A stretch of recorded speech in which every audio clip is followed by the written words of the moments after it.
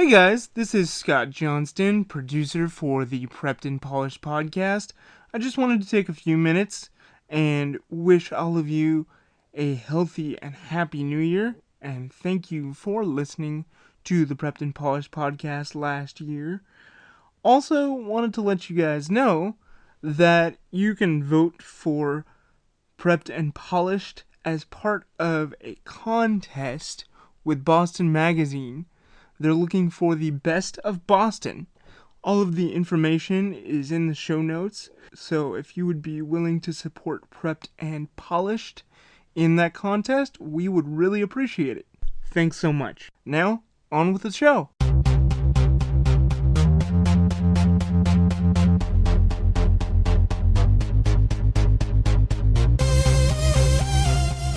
Welcome to the Prepped and Polished podcast, the podcast that empowers you to take control of your education, featuring weekly interviews with influencers in the world of education, as well as tutoring tips, lessons, and updates.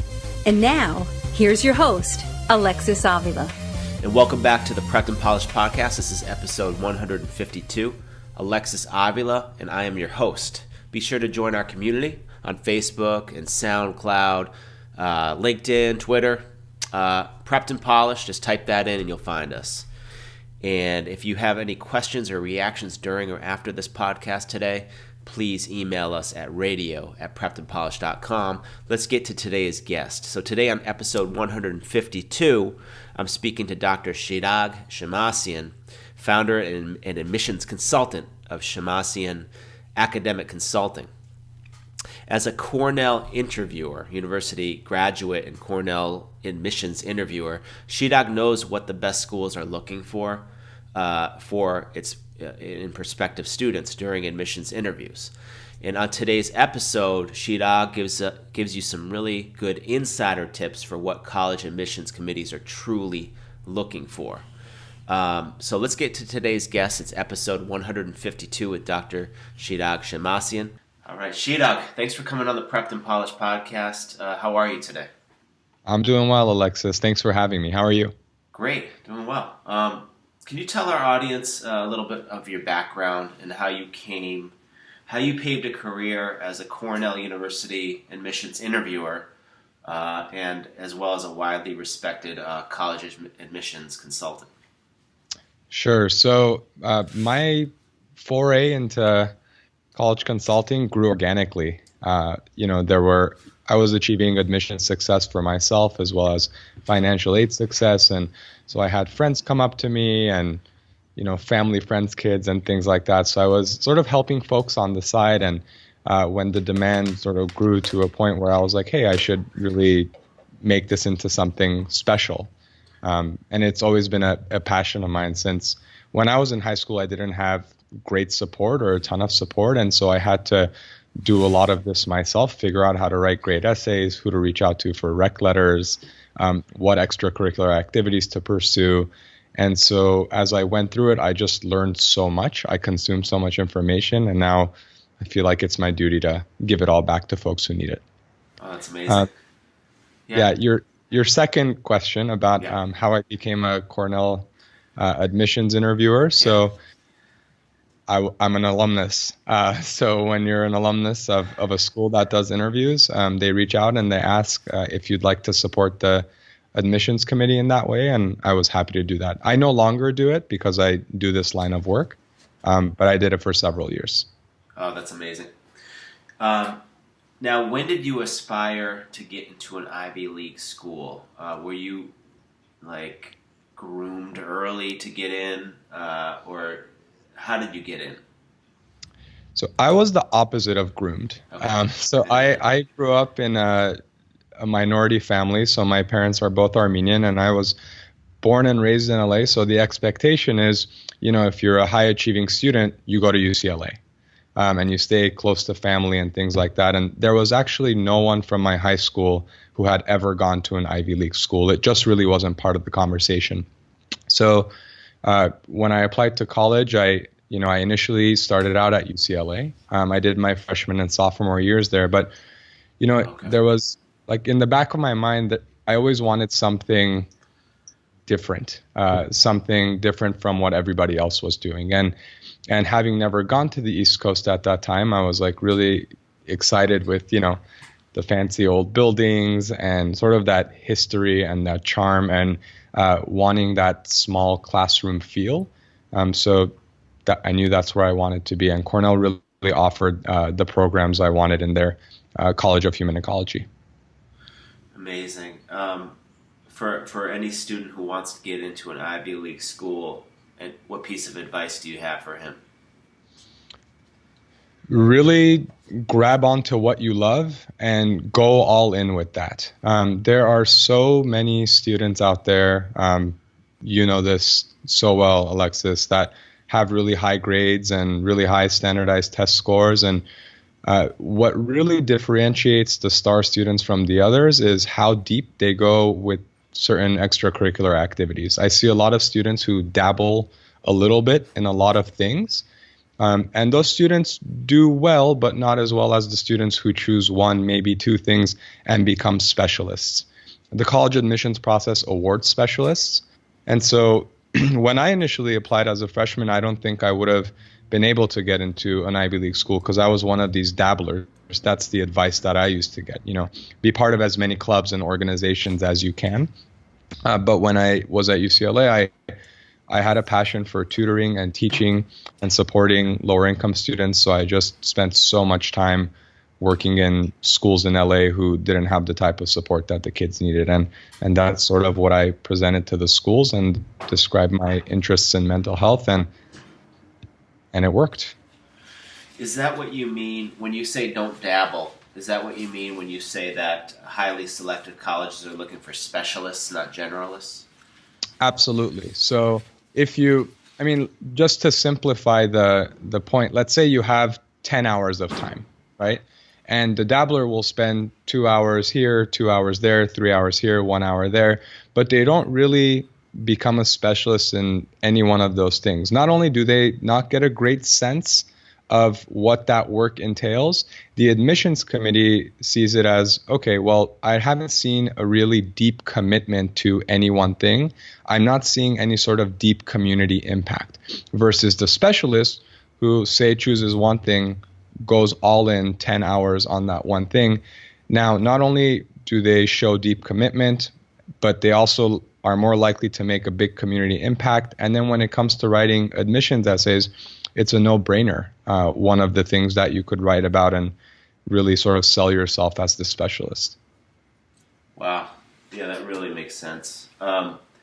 So grades and test scores are not the most important aspects of a child's college application, or is it important?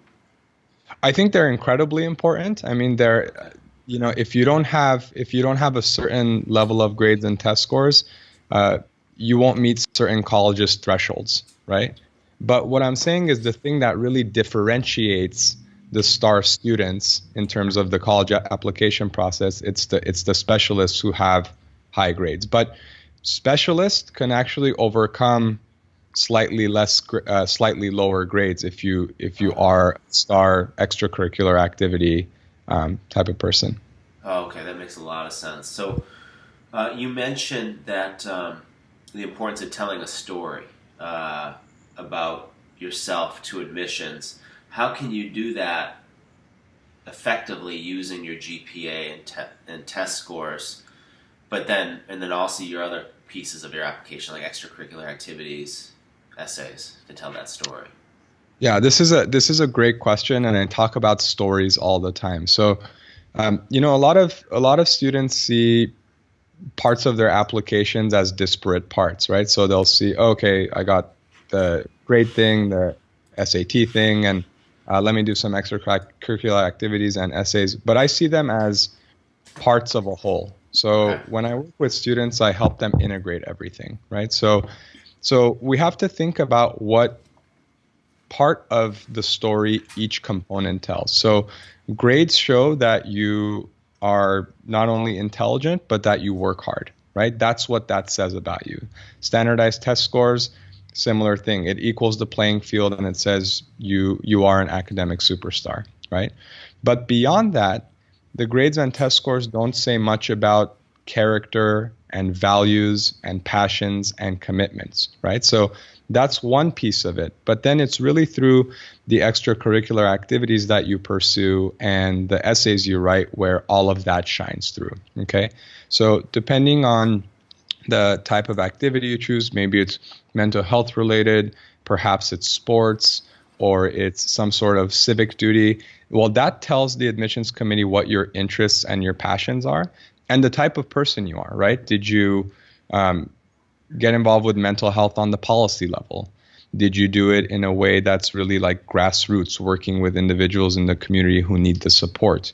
And that level of commitment shows, right? And so it's sort of like an actions speak louder than words. If you say, I'm a really kind person versus I volunteer 10 hours a week at the clinic near my house, you know, the actions speak much louder than words there. And so you use that commitment and you sort of sell how passionate you are about impacting your community through your essays. So the college application evaluators are not, it's not just like a cold room with people who are just looking for superstar academic students. They actually are people who care to see a genuine, like a well-rounded person be accepted. Yeah, absolutely. Okay. Yeah, I mean, so that's sort of like a myth, right? Because a lot of people are intimidated, but these are actually human beings who read these portfolios. Right. Yeah. Right. And I could totally sympathize with folks who are stressed out about the process. You know, it's a big step in students' lives and in families' lives, but you're absolutely right. These are real people.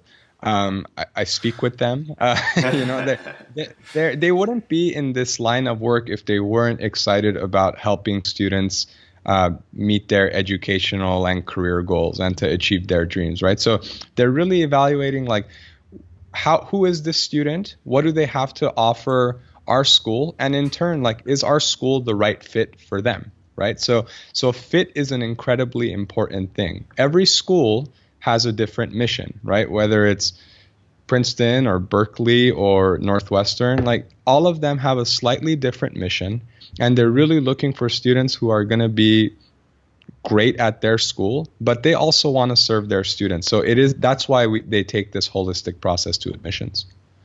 What would you say, having gone to Cornell, more or less is their mission? Like, how is it different than like kind of like a Harvard's and Princeton's?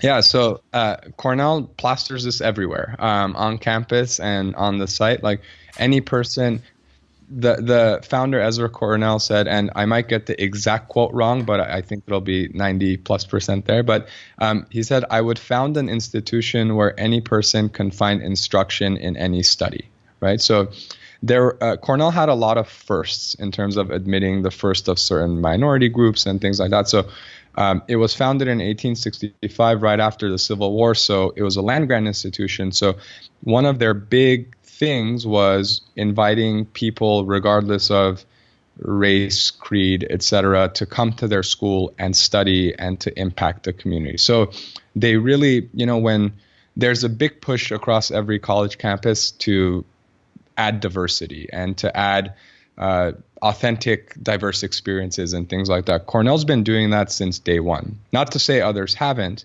but that's like a big thing with Cornell that differentiates it from other schools sort of in its domain. That's amazing. So what's the best way? Tell us a little bit about your services. You know, what kinds of services do you provide with your consulting, your admissions consulting firm? Sure. Yeah, so we support students in any grade of high school, and what we offer depends on what grade they're in. So if families approach us during senior year, then really it's about choosing the best schools, making sure to fill out their applications and write their essays in such ways that maximize their admissions odds. But if you come to us in 9th, 10th, and 11th grade, we figure out, okay, what are you excited about? How can we help you really dive into these extracurriculars? Are there ways to make deep community impacts that you haven't considered? perhaps reaching out to certain folks in the community, identifying mentors, planning this sort of capstone project, as we call it. Some people call it like a passion project, but this sort of capstone project. So we really, every step of the way, we consider ourselves a white glove boutique service, and we take less students on because we want to make sure to give everyone our full attention. And you're based in Los Angeles, or are you or New York? My wife and I about 7 months ago now moved to San Diego. So we do all of our work remotely, but I'm based in San Diego. Okay, I'm officially really jealous. Oh yeah, well come visit sometime. All right. So what's the best way to get in touch with you? How can we find you? Yeah, I mean, there's a contact page on my website, but I also, my email is shirag@shemmassianconsulting.com. I realize that is not easy to just spell out, so I'm sure you'll link to it. But I list my phone on my website as well, so I'm really accessible in a number of ways. Okay, great. And, we have a teenage audience, so they're listening to you today. Any advice before they cross that bridge from teenage years to young adulthood? I'll give two pieces. Okay. I'm a big proponent of believing in yourself. And only because, I know when I was going through this process, I think there was a big part of me that, wasn't confident that I could get into a school like an Ivy League school because no one from my high school had. But if you don't believe, you don't try, and it doesn't happen. So it's sort of like a self-fulfilling thing. The other piece of advice I would offer is that nothing is too silly. The kids have interests sometimes that either they feel or a parent or a teacher tells them, oh, that's just a hobby, or you should do that's fine, but do this other thing. Colleges want to see this other thing. There's nothing that's too silly or just a hobby, because there are superstars in the gaming industry. There are superstar coders, actors. It's not about choosing the right thing. There's no such thing. It's the thing that you love and that you're willing to go all in with. That's amazing. Well, I certainly learned a lot, and I'd love to have you back on the show. Thank you. Is there anything else you'd like to share with our audience before? We're recording this in January, so Happy New Year, and best of luck to all the seniors who just submitted their applications. I love celebrating everyone's successes, even if I'm not there with them. Perfect. Well, Shirag, thanks for coming on the Prepped and Polished podcast, and appreciate your time. Thank you, Alexis. See ya. And this wraps up our show today with episode number 152 with Cornell admissions interviewer and admissions consultant Dr. Shirag Shemmassian. Episode 153 is coming soon, so be on the lookout for that. It will be our next tutoring tips episode. And now for another related conversation, make sure to rewind and check out episode number 90 with Elizabeth Dankosky, and she talks about how the perfect SAT score can actually backfire on you. So to access today's episode, which was number 152 and number 90 and all the episodes, head over to preppedandpolished.com/podcast. You'll find them all there. Or you can go to soundcloud.com/preppedandpolished. Thanks for joining us on the Prepped and Polished podcast. Now go out there and take control of your education. You've been listening to the Prepped and Polished podcast. For more information, check out preppedandpolished.com. Also, you can follow us on Facebook and Twitter. Thanks for listening. Class dismissed.